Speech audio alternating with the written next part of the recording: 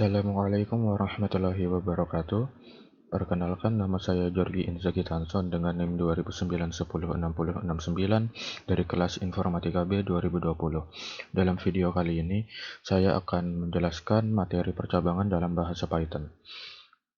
Percabangan sendiri merupakan suatu statement yang terdapat dalam bahasa Python di mana di dalamnya terdapat perintah-perintah maupun statement-statement lain yang diberikan suatu kondisi agar perintah-perintah dan statement-statement yang terdapat di dalam percabangan itu dapat dijalankan. Untuk kondisinya sendiri, kita bisa menggunakan kondisi seperti ini. Lalu untuk percabangan if itu merupakan percabangan di mana kondisi yang diberikan harus sesuai dengan apa yang kita inginkan. Dengan kata lain, percabangan ini tuh harus sesuai dengan logika kita. Contoh, J sama dengan 84, I sama dengan 23. If, jika, lalu condition, J lebih dari I, maka print J lebih dari I. Kita jalankan. Dan beginilah outputnya. Perlu diketahui juga bahwa dalam percabangan itu, yang namanya indentasi itu merupakan hal yang sangat penting. Jika tidak terdapat indentasi, maka percabangan tersebut akan menghasilkan error. Indentasi itu kurang lebih seperti kita memencet tombol tab ya. Lalu coba kita hapus ya indentasinya. Kita lihat. Dia akan menampilkan error. Jadi, dengan kata lain, yang namanya indentasi itu merupakan hal yang sangat penting dalam percabangan. Kita jalankan lagi. Dan berhasil. Lalu selanjutnya ada percabangan if dan elif. Percabangan elif itu kurang lebih merupakan bentuk sederhana dari percabangan else if. Contohnya seperti ini. J sama dengan 31, I sama dengan 72. If J lebih dari I, maka print J lebih dari I. Elif J kurang dari I, maka print J kurang dari I. Untuk bentuk panjangnya itu sebenarnya seperti ini. Else, titik 2, lalu if. Karena ini dirasa terlalu panjang, maka kita bisa mempendekkan codingan ini menjadi elif. Kedua hal tersebut sebenarnya sama. Mari kita jalankan. J kurang dari I. Lalu selanjutnya ada percabangan if, elif, dan else. Else sendiri itu merupakan percabangan di mana kondisi yang diberikan itu berkebalikan dari kondisi yang ada pada percabangan if. Maksudnya, jika condition di if dan elif itu tidak sesuai dengan logika yang ada, maka else yang akan menangkap condition dari logika tersebut. Contohnya seperti ini. J sama dengan 7, I sama dengan 38. If J lebih dari I, maka print J lebih dari I. Else if J sama dengan I, maka print J sama dengan I. Lalu else print J kurang dari I. Karena secara logika kita lihat di sini, J itu kurang dari I.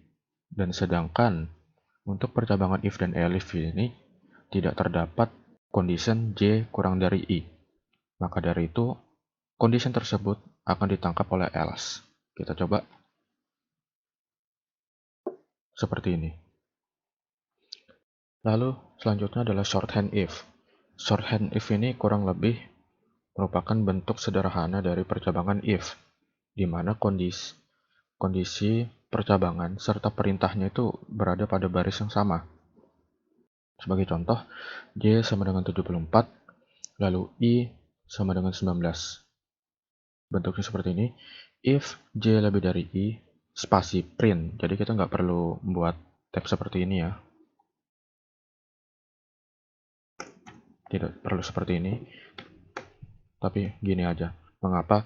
Karena jika statement yang terdapat dalam percabangan if itu cuma ada satu, alangkah baiknya kita menggunakan shorthand if ini aja, agar lebih memperpendek tangan dari percabangan if ini. Kita coba. Dan berhasil. Lalu selanjutnya shorthand if else. Nah, sama seperti shorthand if tadi, ini merupakan bentuk sederhana ya. Sebagai contoh, Y sama dengan 5, I sama dengan 56. Nah, bedanya di sini. Jika tadi shorthand if itu kita menuliskan percabangannya dulu, lalu condition, lalu perintah. Nah, untuk di shorthand if dan else, kita tidak menuliskan percabangannya dulu, melainkan kita tuliskan perintahnya dulu, seperti ini. Lalu, kita beri percabangannya. Sehabis itu, kita beri conditionnya. Setelah itu baru else. Else print Y kurang dari I. Kita jalankan.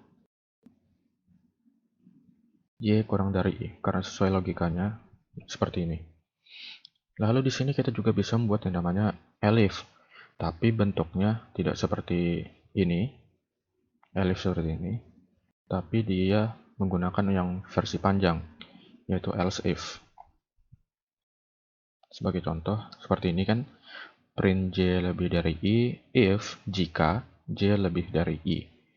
Else print J kurang dari I. Lalu sini kita kasih lagi if J kurang dari I. Seperti itu bentuk elif untuk shorthand ya. Lalu kita kasih else print J sama dengan I. Kita jalankan, dia akan membaca perintah dari else if tadi. J kurang dari I. Lalu selanjutnya adalah operator AND. Operator AND sendiri itu merupakan operator logika yang mengombinasikan dua kondisi dalam satu percabangan dengan syarat dua kondisi tersebut harus true. Sebagai contoh, J sama dengan 17, I sama dengan 88, dan T sama dengan 42. If jika J kurang dari I, N, dan T kurang dari I, maka print kedua kondisi bersifat true. Kita lihat di sini ya logikanya ya. J kurang dari I, benar. Lalu T kurang dari I, benar. Maka dia akan melakukan perintah print kedua kondisi bersifat true. Tapi jika salah satunya false, kita ambil contoh, selebih, dia tidak akan memberikan output sama sekali. Karena salah satunya terhitung false, jadi dia tidak membaca percabangan if. Kita print, lihat, tidak menghasilkan sama sekali. Tapi itu tidak menutup kemungkinan bahwa sebenarnya jika salah satu false itu nggak dibaca. Nah, itu terdapat di operator OR. Operator OR ini merupakan operator logika yang mengombinasikan dua kondisi dalam satu percabangan, sama seperti operator AND, tetapi syaratnya, jika satu kondisi terhitung true, maka percabangan tersebut bersifat true. Sebagai contoh, J sama dengan 61, I sama dengan 43, dan T sama dengan 50. If jika J sama dengan I, or, atau T lebih dari I, maka print salah satu kondisi bersifat true. Secara logika, J sama dengan I apakah benar? Ternyata tidak. Secara logika, J lebih dari I. Dengan kata lain, J sama dengan I bersifat false. Tetapi, T lebih dari I merupakan condition true. Dengan kata lain, percabangan if ini akan dibaca oleh program. Kita jalankan. Dan ya, print salah satu kondisi bersifat true dikerjakan oleh program ini. Lalu selanjutnya adalah nested if. Nested if itu simpelnya merupakan percabangan di dalam percabangan. Sebagai contoh seperti berikut nih. J sama dengan 83. If J lebih dari 25, maka print variabel J berada di atas 25. Lalu, masih berada pada indentasi yang sama, kita tulis if J lebih dari 50. Dan seterusnya. Sampai else ini ya. Karena secara logika ya, di sini J sama dengan 83, berarti dia akan menjalankan sampai percabangan if yang ketiga ini. Kita jalankan. Dan ya, dia melakukan print sebanyak 3 kali. karena 3 percabangan ini memenuhi logika dari program ini. Misal ya, kita membuat else yang terbaca. Karena di sini dia bilang variabel J berada di bawah 75. Kita coba 74. Kita print. Dan ya, variabel J berada di bawah 75. Lalu yang terakhir adalah pass statement. Maksudnya pass statement ini kita beri statement pass, gini ya, pass nih, statement pass pada percabangan jika tidak ada statement yang ingin diberikan pada percabangan. Maksudnya, jika kita tidak memberi perintah atau statement apapun dalam suatu percabangan, maka dia akan menampilkan error. Kita beri contoh seperti ini. Lihat syntax error. Karena percabangan itu kan memang harus ada yang namanya statement dan perintah di dalamnya.